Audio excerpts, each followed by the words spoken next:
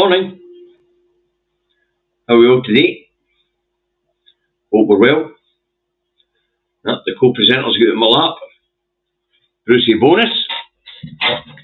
That means we can get on and be a wee bit more animated than what we would have been if Charlie Boy had stayed in our lap. But he's decided to get up on his mat on the table, so that'll make life much easier. Right, who's in? Morning, Peter, Alistair, Desiree, Spanner McTavish, Peter M, Lorna Shields. Good morning, Ange. Morning, Christina. Morning, Mark. Morning, Dean. Morning, Ackies. Alistair again. Morning, Mr. Telfer. Morning, Martin the Hibby. Morning, Wolf Pet. Always amazes me and makes me smile when all the night owls turn up in time. Myself, Ange, Ackies, Simon, and Andy were all still yakking away at Daft Coke this morning. Morning, Salari.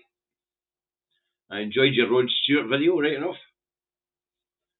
As promised, right after the video yesterday, I went and watched it. Absolutely brilliant stuff. Folks, if you haven't had a look at Salari the Cat's channel, please do, and subscribe. Brilliant stuff. Really is. Good morning, Mr. Sutherland. Right. Numbers are not climbing that fast, to be fair. But that'll work out. We'll no mess about, folks. Busy morning this morning. Once I've done this newspaper headline review, straight on to the charities in Midlothian, the food banks, and try and get this money out the door. I've identified the organisations. It's just a matter of getting in touch with them now, or getting back in touch with them now. Initial contact was made last week on Friday. Generally a message left. But you've got to contact these places when they're open. No all food banks are open 5 days a week. Some are opened on a Tuesday and a Thursday, some Wednesday and Friday, some Monday and Wednesday. You know how it goes. So it's all about trying to get in touch. Thanks, Alistair, for putting the link to Salari's channel in the chat. Thanks. Right, well, here we go. Indy Truck Davy out the truck and at home in his office in Salisbury, North Lanarkshire, where it is pretty cloudy at the moment. Warm at 17 degrees. It's dry. The pollen count's high. Main allergen again is grass. So if, like me, you suffer from hay fever, then it's antihistamine time. Right, first up this morning, folks, we've got the Herald. I'll find it. And there is some real nonsense in the press today. And I will be showing you how they distort figures with one of the headlines coming right up. Okay. So here we go. First up this morning on the Herald. The Herald has SNP ministers told to stop delaying after court gender ruling. And this is about guidance being put in place for government institutions and government bodies. And my answer to that, if I was the First Minister and I was being pressed to come up with guidance on a ruling in the court in a foreign land, I would be telling those who are saying, where's the guidance? I'd say, go and fucking speak to that court in the foreign land. It's their fucking rules and their fucking guidance. That's what I'd be saying. But more importantly, this would never have happened if I was First Minister, because I'd have told them to sling their fucking hook. Right. The Times has, which is the next one up, I'll put this one down. I'm going to go find the fucking thing.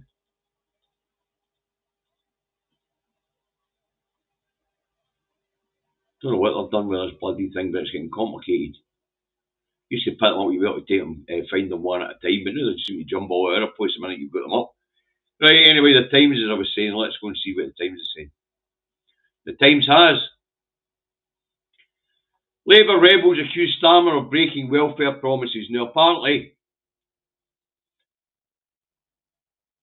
they were supposed to get the guidance or get the changes that were supposed to have been made to the welfare a reform bill last night so that they could have a look at it because the vote's a day. But apparently, when they got whatever they got, they're no chuff with it. And Vicky Foxcroft, who was leading up these rebels, wants them to rebel. Okay, main headline in the Times: Kirk wrong to let trans women use girls' toilet. Now, apparently, the Church of Scotland have been allowing trans members of their congregation to use their, I suppose you could say their trans sex, to use whatever toilet is appropriate to that sex. This is complicated stuff. Apparently, anyway, the Church of Scotland will be ignoring the ruling of the High Court and letting trans women use the women's toilet. Fair enough, as far as I'm concerned. Why should the Kirk traumatise people? Why should they discriminate against people?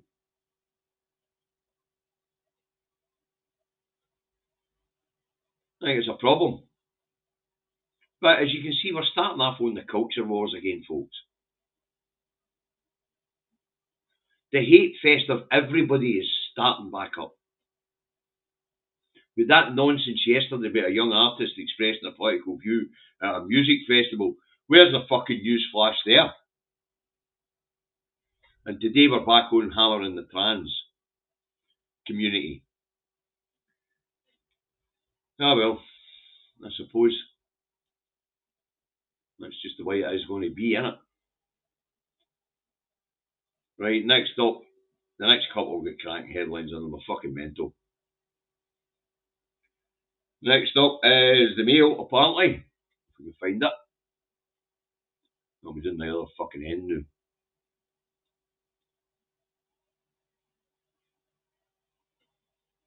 Yep, the Daily Field. Scots lose trust in SNP soft touch justice system. Nationalist handing of police condemned amid soaring crime fears. Now that's interesting, that bit, soaring crime fears, because this was a poll that was conducted. And the way it was worded was to give the fear of rising crime, even though crime is not rising in Scotland. In fact, to be fair, crime isn't rising in England and Wales either. There are hotspots in certain cities, certain towns, but on average, crime is very low. And in England, 1 in about 9.5 people suffer some sort of crime, whether that be antisocial behaviour, fraud, whatever. 1 in 9.5 people per thousand in England and Wales are the victim of crime. And here in Scotland, it's 1 in 10. So there's no much difference. And to be fair, actually, in the first year, and I don't praise Labour, but in the first year of this particular government doing that road, coming to power, crime in England and Wales dropped by 10%. But I think that's because of the fear which people have doing that road right now of conviction. Because antisocial behaviour, or showing up at a demonstration, as we would call it,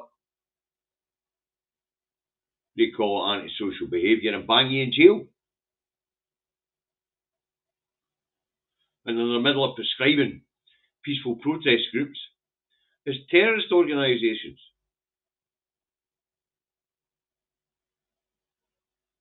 So aye, crime's down in England and Wales as well. But this nonsense gets worse in the next fucking paper. Scots lose faith in. We get the numbers now. We get a number that this thing's based on. This thing is based on a poll where 33% of the population, a third, fear rising crime, even though that's not the case. Fear. How did that fear come about? Who generated the fear? Yeah, we'll take that down.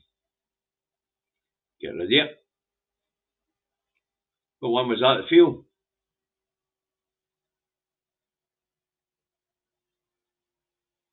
I think it was the field, wasn't it? Or whatever one it was, I've just fucking shut one down. The rang one down. Yeah, we'll get to it. Okay, next up this morning is the Scotsman. And the Scotsman has. We'll get it up. A third of Scots believe local crime is up amid fears over police resourcing. New poll also finds public is concerned officers lack the tools to prevent offending. Now, let's turn that on its head, shall we? This is how propaganda's done, folks. A third of Scots. So that would be 33%. That means that 66.63333 to infinity don't fear crime. And don't fear the police have got a lack of resourcing to carry out their duties, because as we know they don't. Clear up rate for crime is going quite well, thank you very much. Right across these islands at this point, actually. Because I had a wee look this morning. That's why I can tell you the figures are comparable in England and Wales. Because I actually had a look. 56.1 in 1,000 people in Scotland are the victims of crime. And it's about 56.5 in England and Wales. The figures are very comparable, they're no hard to find. In fact, they're that fucking easy to find, I'll put them up! Oh, I need to take that down. The figures were that easy to find, I'll put them up. The crime rate in Scotland is currently 56.1 crimes per 100,000. This figure represents a significant decrease since a peak in 2004-2005. In 2023-2024, there were approximately 299,780 crimes recorded by Police Scotland. While overall crime has fallen, some areas like sexual crime has seen an increase in recent years. That might have something to do with people like Andrew Tate and influencers of that ilk. But when we look at the comparable figure, and this is the figure we're looking at here, in Scotland we've got 3,000, we'll run it up to 300,000, right? Okay, so that's fair population of 5 million. In England they've got a population of 55 million and the crime rate is 6.7 million a year. Very comparable when you take it per capita. So they say these figures are no hard to find, folks. No hard at all. Couple of minutes on your search engine and wham bam, they're there. Right, let's take that frickin' rag down. Take that down. So this stuff is nonsense. And this is how you spin nonsense. This is how you create nonsense. And you just take a figure, turn things on their head. Instead of saying 66.6% of Scots don't fear crime, say a third They fear crime. The fraction sounds bigger than the percentage. Right, what was that? The Scotsman next up's the Rancid. We don't put that up. That's going to be exclusive. Jeers in shock at gang kingpin. Ex-security man reveals Crook had privileges as a fan's leader. He says clubs had no idea that Ross McGill had a secret drug empire. Now, why would an athletics organisation or a sports organisation have that much information on their fan that they would know they were a crime lord? A fucking silly notion. Why would a football club know that an individual fan, in amongst hundreds of thousands, known the size of a club like Rangers Football Club, how would they know an individual fan was a crook? As long as he paid the season ticket, showed up and behaved himself. No, why would a club know that an individual... This is fucking nonsense. Why is this front page news? Right, next up, if I've still got it, I'll only rag the Express. Because I've whacked a few of them down there. By mistake.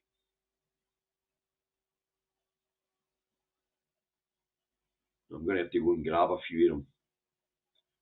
Right, we're looking for the rope, only rag the Express. Here we go. I'll just pop it up. Okay, only rag the Express has. Israel Deputy Foreign Minister says Two Davies must ensure heads roll over Glastonbury. BBC boss has to act now or resign. What the BBC have to do, and what this guy, Two Davies, has to do, is tell the Israeli lobby and the Israeli Deputy Foreign Minister that if they don't shut their fucking mouth and get their arse out of UK politics, the BBC will turn the whole might of their organisation stroke institution on them and expose their corruption to the people of these islands. The BBC, when it comes to this stuff, has a massive amount of power if it wants to flex its fucking muscles. But what I have heard is that the BBC staff themselves are no pleased on the way the agenda is being set by Israel. Well, if they're no pleased, this is a perfect opportunity to sort it out. The BBC is not a powerless institution. It is a powerful institution whose reputation is now waning because of their behaviour over the last 11 years. And over the last couple of years, with the situation in Gaza, they've destroyed their own reputation. But they're not a powerless institution, and they could do something about their tattered reputation and turn on this mob. With the full might of their cooperation, their powers of investigative journalism, which is still there, and their ability to put out the truth if they really want to, they could shut this lot up. But even without the might of the BBC and their propaganda on behalf of Israel, still we have 70-odd% of the UK population believe Israel's a rogue state carrying out a genocide against the Palestinian people. You imagine that would be 100% if the BBC turned their might on this issue. And when they've got ministers in the Israeli regime having a pop at the BBC boss, might be time for the BBC to turn and tell the government here in the UK, who are a puppet regime to the Israeli regime, and the Israeli regime, to go and fuck themselves. The BBC has that power. They do have that power. Now let's take down the Lonely Rag the Express. That's nonsense. The BBC want to get back to what they're good at. and that's holding truth to power.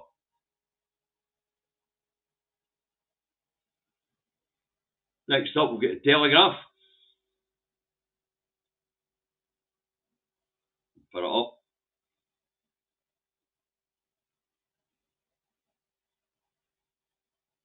BBC boss at festival for rappers hate chant. That's an interesting way of describing the call for the destruction of a corrupt institution. But I suppose it could be interpreted that way, because the words were death to the IDF. But the IDF is no person, it's no religion, it's no race, it's no people, it's an institution. But that's an interesting take at it. So, apparently Tim Davies was at Glastonbury. I wonder if he was in that crowd chanting back, death to the IDF. That would be fucking funny, wouldn't it? But no doubt if he was, we would know about it, because I have absolutely no doubt that Israel have got spooks on his tail. I have absolutely no doubt about that. Right, that was the Telegraph. Next up, we've got the Scum. And the Scum's going on an entertainment story. In between a star ordeal. Buckwheats were threatened with violence, and apparently they were stopped. I have no idea who the Buckwheats are. I've heard the In-Betweeners, never seen it. I have no idea who the hell they are. Right, next up we'll get the Guardian. Let's stick that one up. After that, we're going to go fishing for fucking things. The Guardian has Labour bid to woo rebels descends into chaos on eve of welfare vote.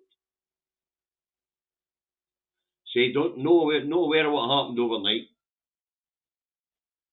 but the 120 that were rebelling are no happy.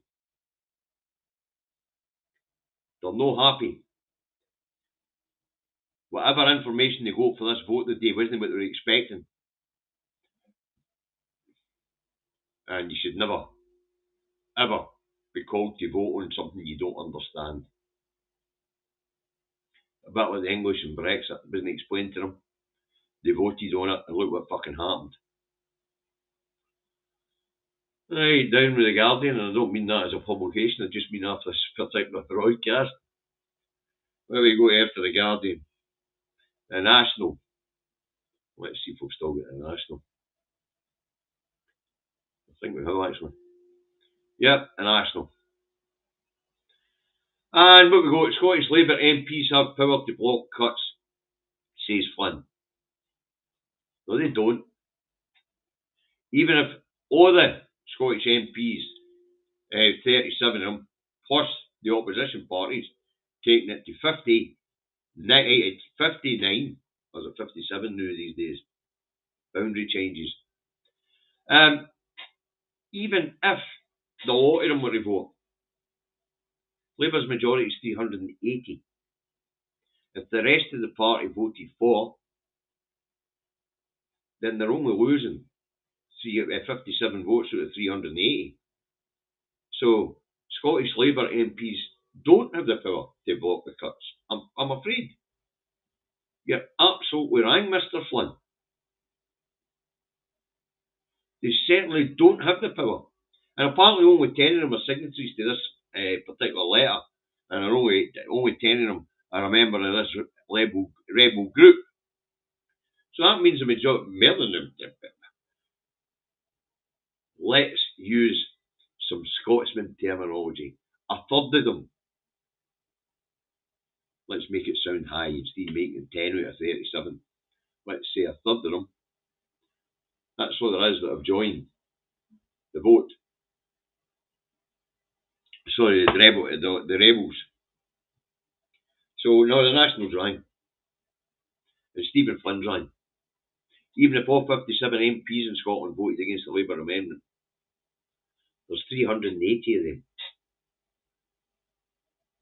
Maybe a fucking difference. As long as the rest of the Labour members voted along the party lines.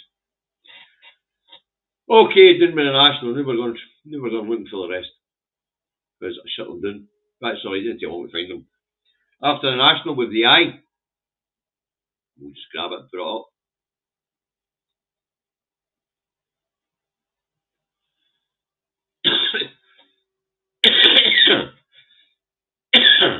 The eye has number 10 in final push to win over rebel MPs ahead of welfare vote. If they don't have what concessions they were getting out of this fascist government on paper, then don't vote or vote against. Right, so that's the eye. Now that vote's taking place today, folks. You'll be able to watch it in Parliament Live or House of Commons Live. After the eye, we have the Metro. We'll just grab that and put it up. And this is the Metro today is going an entertainment story as well, folks.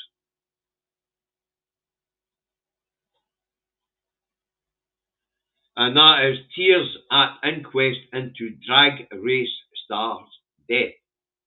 The Vivienne's tragic last hours. Now, I have absolutely no idea what this is all about. I've managed to work out it's about drag queens because of the image on the front of it. But I've no idea and I have no inclination to look into it, folks. Celebrity culture isn't a thing that I'm interested in, as you're all well aware. It's just no for me. There it is. And last up to date, we have the Star, which is still on weather, believe it or not, folks. But we'll put it up in a wee second, once I've finished playing with my book. Right, the Star. What's the Star go for as a day? Bit flat today's review, folks. We find anything to get angry about, really. And feeling hot, hot, hot. You ain't seen nothing, sweat. I ain't seen nothing at all. Average summer temperatures here in North Lanarkshire of 17, 18 degrees. Getting up to 21, 22, 23, 24 midday. So, you ain't seen nothing, sweat. I ain't seen nothing at all. It's muggy, aye, but hey ho. So, weather related story and the Star today, folks. There's nothing to get excited about in the papers. I mean, the usual push with taking polling figures and taking it from being a percentage to a fraction to try and make it look bigger. That's how propaganda works. But see, it's also easy to sort out by just telling you guys, let's flip that on its head. Instead of 1/3 has fear, how about 2/3 have no fear? There you go. But that's how it's done, folks. Anyway, I'm going to go to the shop, I'm going to get some milk for my coffee, and I'm going to hit the telephone and spend the next few hours feeling very, very frustrated with trying to explain to people what it is we're doing here and try to convince them we're no cornering them, we actually do want to give them money. I should record one of these sessions, folks. You won't fucking believe it. You honestly won't. You won't believe it when you phone somebody up and say, hi, I'm for the Two Davies YouTube channel. And the money that we make for the YouTube channel, thanks to your subscribers, we give to food banks. And we would like to give you some money. Now, this is how we do it. Could you send me these details? They'll be kept safe. You'll get the money in your bank the next day. The details will get deleted. Nothing. You think you're trying to con them. It's murder. Morning, Casper. How are you? Absolutely murder. It's yeah. 17C in Airdrie, wind chill, Baltic. Hi Lorraine, that's about right. Yeah, so much for hot. Right, we'll see you guys tomorrow morning, 10:30. Don't be late. We've got the other one with me, so it should be interesting. There ought to be another fucking rabbit hole or two to stick our heads down. Bye for now.